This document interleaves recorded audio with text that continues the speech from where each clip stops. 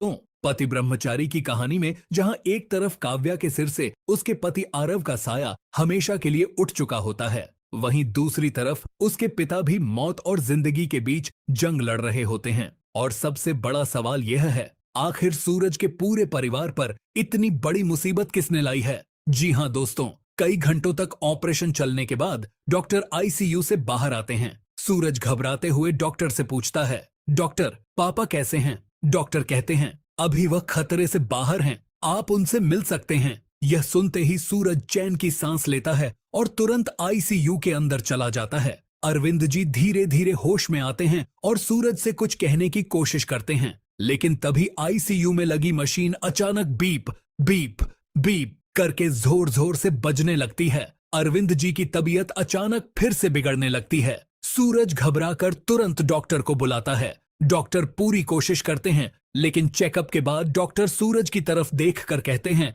हम बहुत अफसोस के साथ कह रहे हैं, आपके पापा कोमा में चले गए हैं। डॉक्टर की यह बात सुनते ही सूरज के होश उड़ जाते हैं, लेकिन उसके दर्द का सिलसिला यहीं खत्म नहीं होता।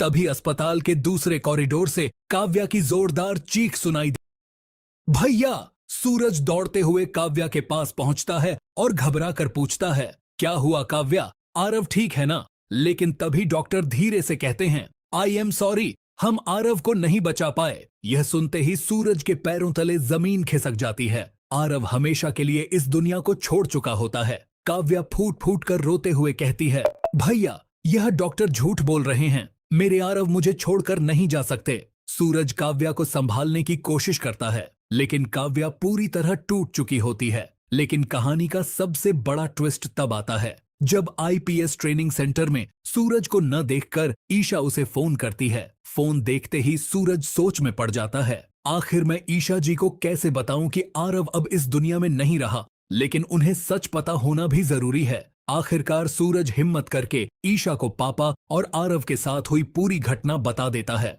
यह सच सुनते ही ईशा के पैरों तले जमीन खिसक जाती है। वह तुरंत ट्रेनिंग छोड़कर घर आना चाहती है, लेकिन सूरज उसे रोक देता है। सूरज कहता है, जब तक आप अपना सपना पूरा नहीं कर लेती तब तक आप घर नहीं आएंगी। बहुत कुछ भूलना पड़ता है सपने पूरे करने के लिए। ऐसे ही कोई आईएएस या आईपीएस नहीं बनता। जो सपना लेकर गई हैं उसे पूरा करके ही घर लौटिएगा। और मंत्री जी को मैं बिल्कुल नहीं छोड़ूंगा। मैं वादा करता हूँ उन्हें उनके हर गुनाह की सजा दिलवा कर रहूंगा। लेकिन दोस्तों, क्या सूरज कानून के दायरे में रहकर मंत्री और बिल्डर को सजा दिलवा पाएगा, या फिर मंत्री की खतरनाक साजिश में सूरज खुद ही फंस जाएगा? अगर आप भी चाहते हैं कि आरव को इंसाफ मिले तो कमेंट करके जरूर लिखिए जस्टिस फॉर आरव। वीडियो को लाइक करें और चैनल को सब्सक्राइब करना बिल्कुल मत भूलिए। तो चलो दोस्तों, आने वाले एपिसोड की कहानी को अब जरा विस्तार से देखते हैं। दोस्तों, पति ब्रह्मचारी की कहानी में जहां एक तरफ सूरज की जिंदगी में आईएएस ऑफिसर बनने का सपना एक रोशन भविष्य लेकर आया था, वहीं दूसरी तरफ उसी सिस्टम के अंदर छुपा हुआ अंधेरा अब उसकी पूरी दुनिया उजाड़ने वाला था। और इस अंधेरे की शुरुआत होती है एक खून से भरी रात से। घर के बाहर एक तेज हवा चल रही होती है और उसी अंधेरी रात में एक लाश मिलती है। घर वाले घबरा जाते हैं, ये सब क्या हो रहा है? लेकिन किसी को नहीं पता होता, ये सिर्फ एक शुरुआत है एक बड़ी साजिश की।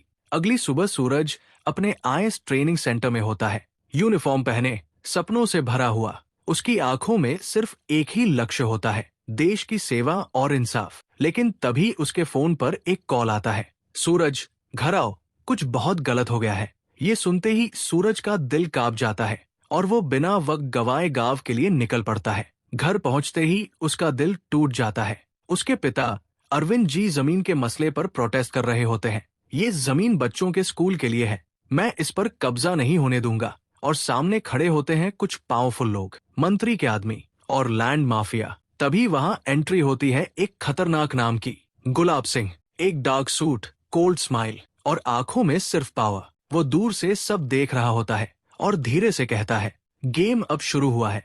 उधर सूरज अपने घर पहुंचता है और अगर आपको वीडियो अच्छा लगा तो लाइक और सब्सक्राइब अवश्य कर दें।